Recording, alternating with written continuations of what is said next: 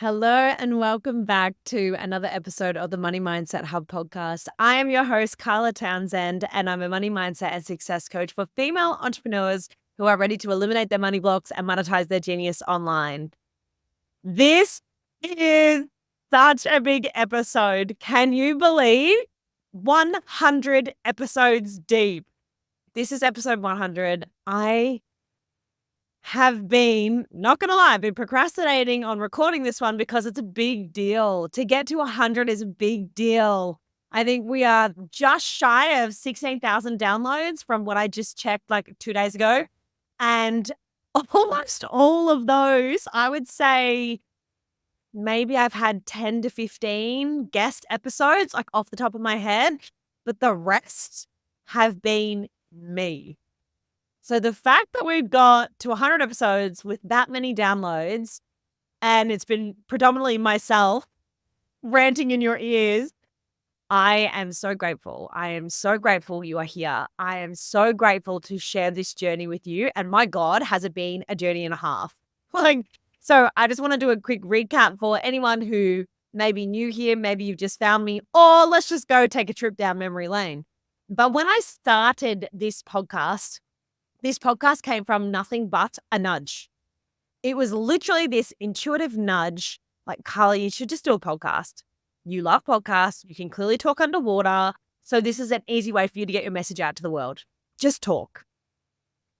And it took me 12 months to execute. That's how long I was in my own head. Now, I'm not going to lie, at the same time, I did actually pause my business. So when I initially launched my business in October 2019, I was a modern money coach for mums, and it was a little bit different. So I helped families essentially learn how to manage their money. And the biggest piece of feedback was the fact that I had changed their entire mindset towards money, and even their partners who weren't even on the calls with me, but were doing the work with the women that I was helping. And I thought, wow, like that is the thing. I'm a very practical person, but it was the mindset behind it that I managed to shift people's mindsets who hadn't even met me. So anyway, fast forward, I did that business for 12 months and then I paused. I had 10 months off. I had my third baby. And then when I turned 30, so this is June 2021, I turned 30. I had a 1-month-old baby, a 2-year-old son, and a 4-year-old daughter at the time. And I thought, what a great time, like a lunatic, to come back and relaunch my business. But I'm so glad I did. So September 2021 is when the podcast dropped. And here we are. Have I missed a few weeks? Yeah, I definitely have. I've missed a few weeks here and there. But anyway, it's still going. I still want to bring these episodes to you. And now we're on YouTube, by the way. So if you haven't seen, we do have the podcast on YouTube now from the last, I don't know how many episodes are on there. But yeah, it's exciting to be able to ramp it up and to connect with you in this way and to keep sharing the journey, because sometimes it is challenging. And actually, I wanted to share this with you as something that I shared in my mastermind. Now, I don't want to butcher this, so I'm going to read what I sent them. But I said, the journey of building and sustaining a business, especially in the online space, can be a challenge mentally, emotionally, financially, but it can be so bloody rewarding. And I posed this question to them, which I actually want you to pause and reflect on as well. Are you giving your business all that you've got to succeed, or can you push a little harder? Because truly, I think that hard work has copped a bad rap. It seems to be this online trend where, if you don't want to fall into like hustle culture and work really, really hard because then you're going to burn out. But to be honest, hard work is essential. And if you're not willing to work hard for something, you're not willing to sacrifice for something, then is it really your thing? And is it really going to be the thing that makes you feel fulfilled? Because it's just like being a parent. It is sometimes relentless and challenging, but I wouldn't have my life any other way. I would never not be a parent, and I want to give it everything I've got. I want to make sure that I'm getting better every single day, especially when they're challenging me. We're off the back of school holidays and I only have one in school and one's in kinder, but 3 kids under my feet all day, every day is a challenge. All right. But again, I'm going to give it the best that I've got. So are you giving your best to all areas of your life? Now, I do also want to preface here that I think that you can do, be, and have it all, but not necessarily all at once, because we can't be 100% in every single area of our life all at the same time until we've got things like moving along, or there's a bit of work that needs to be done. There's support that needs to be set in place. So, especially when, you are a parent too, and then your kids are sick, and next minute you're like, oh, well, that comes first, like there's priorities. So, just think about it for a second. Have you really been giving it your all? Are you really giving it your all? Or is there something that you are avoiding in your business, doing in your business that will actually be the key to your next level? Because typically it's in that thing that we are not willing to do. We know we've got to do it, but we're avoiding it. We're procrastinating. We're Miss Perfectionist is climbing back up within us. And we're just like, oh, I'll do something else. I'll do the other thing. What is the thing that you're avoiding? And is that the thing that is actually going to move the needle and push you to your next level? Everything is hard until it's not, and we say this all the time, my husband and I. We always say to the kids to choose your hard. Everything is hard until it's not. So my daughter last night, she got her level 9 at swimming, and she is 7. She's only been swimming now for 2.5 years, obviously, since the world was all in chaos and they didn't do swimming. So she's only been swimming for 2.5 years, and she's moved up from level 4 through to level 9. So now she's going for level 10 in 2.5 years. And we always say to her, you've just got to give it all you've got. You try your best, because at the end of the day, you're only in competition with you. And we see that she's giving it her best. And it's a beautiful thing to say, like, yes, it feels hard. Yes, it feels hard learning different strokes or whatever it might be that they're teaching her. But everything is hard until it's not.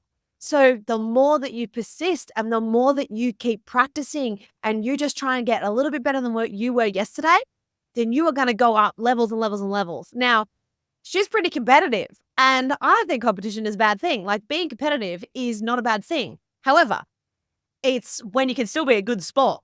Okay, that's the difference. If you are competitive, but you're still a good sport, great. There's no such thing as competition other than the competition with yourself to be better than what you are. And if you're dropping the ball, and if you could do a little bit more, and whether or not you're going to be wanting to kick your own ass in a few years to come if you didn't give it all you got and you were like, oh, I could have been further along.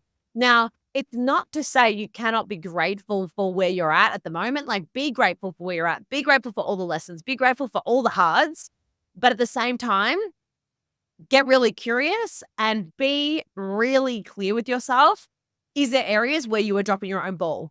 Because if you truly desire to have the 6, multi-6, 7-figure business, if you truly want to have a global impact, if you truly want to insert whatever goal or vision that you have, like the reason that your business exists, maybe it's just to have time freedom. Maybe it's just to make an extra couple grand a month, to have the bit more flexibility with your family, to have more experiences, whatever it is that you're going for. Nothing is right or wrong or good or bad or whatever. It's beautiful and it's for you. So whatever that thing is, the reason your business exists, the beautiful, tangible results that you get to experience because of your efforts, because of your hard work. Are you doing enough to make that happen? Or are you falling into the trap of doing all the other things that are actually not really moving the needle? Like spending so much of your time doing the things that don't matter. Because when we're spending our time on the shit that doesn't matter and the shit that's not going to move the needle, and honestly, the shit that we are not going to look back on in 5-10 years and go, that was really important. No. So as you move through your day to day, your week to week, your month to month, when you're going through your business, like think, is this actually making a difference? Or am I spending a lot of my time on things that are just not necessary? Like if I was to reflect in a few years' time and go, these were the things that are essential to continue, essential to hit your first 6 figures, whatever it might be. If you were to reflect and share your story, what parts of the story do you want to tell? Do you want to tell that you spent a lot of your time wasting time, spinning your wheels, not getting direction, trying to do it all alone? What is the story that you want to tell? And if you could get there a bit faster, would you choose that option? If you could work a bit harder, would you choose that option? Now, it's all good and well to lean into your feminine, like trust your intuition, go by your gut, do those things. That's beautiful. And that is one of the beautiful superpowers of a woman, is to be very intuitive. But when you have those intuitive nudges, how long does it actually take you to then execute? All right? Execute, do the thing, take the action, the masculine side. Set up the structures, get the support, set up the automations, the funnels, whatever it is. How long does it actually take you to do those things? Or do you go, I just want to be free and I want to, lean in when I feel leaning in and create from my intuition when I want to create from my intuition, but then you actually have no masculine structure to support you?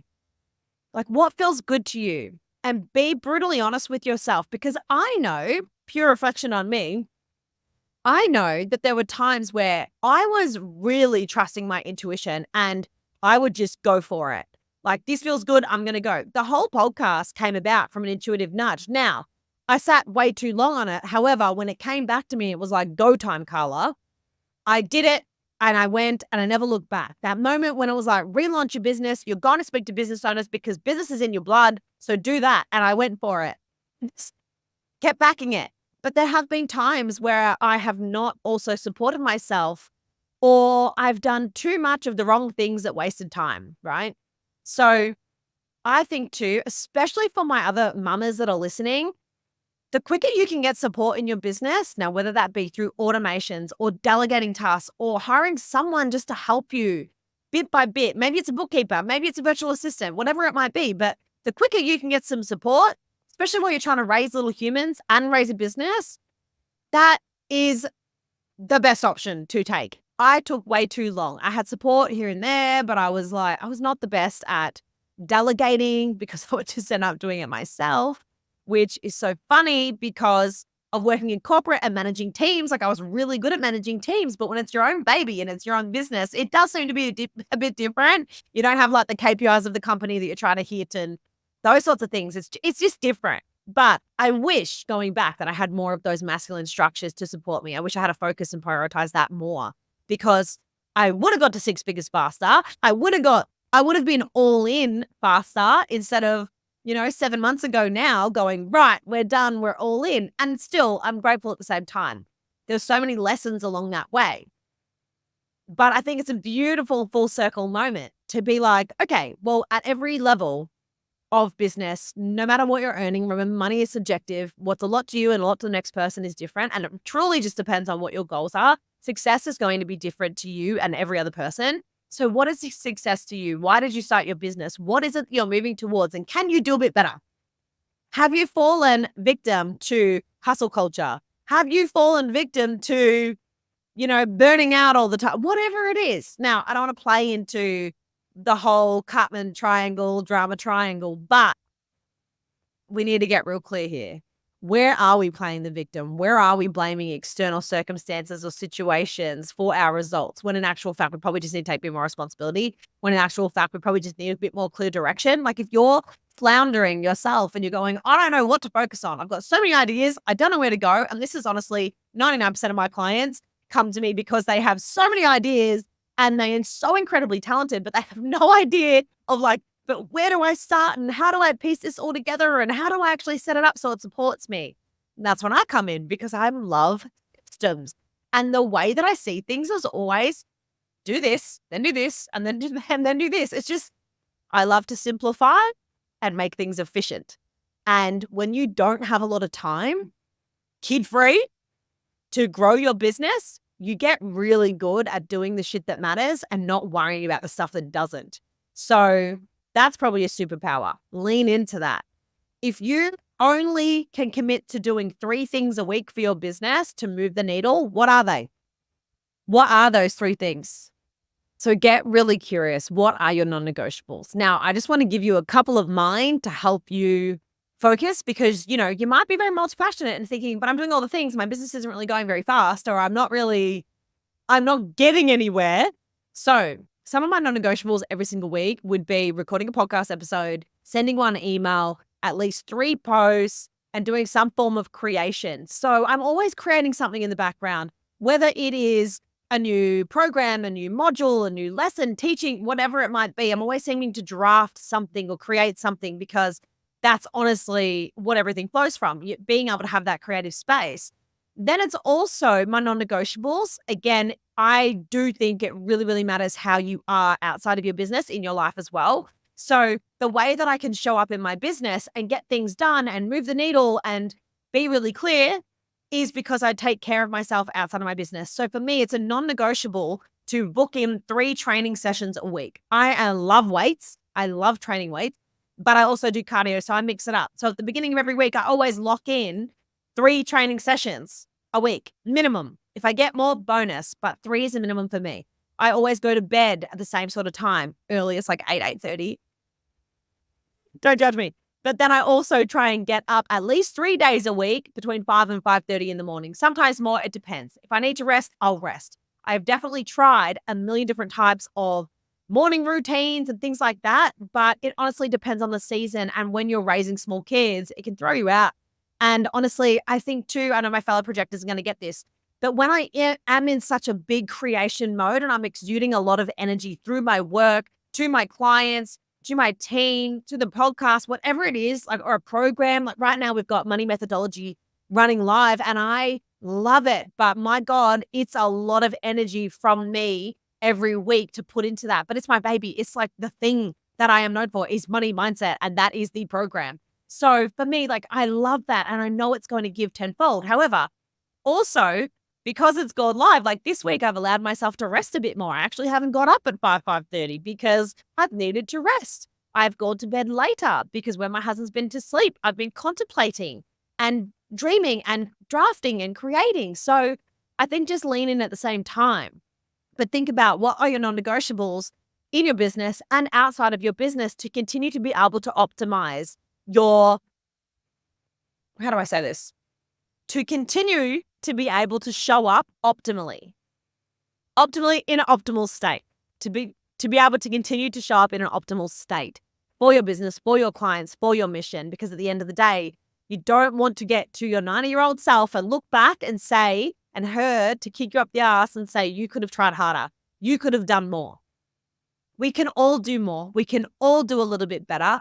And what is your better to give and my better to give is very subjective. And it depends on how much energy you've got to give. Like if you've got more energy and more time right now, that's awesome. Maybe I have a bit more energy and a bit more time right now to give, and that's okay. It's not a race. It's only a competition between you. But you do not want your 90-year-old self giving you a kick up the ass saying you could have tried harder. Like this is your life and this is what you did. You could have done so much more.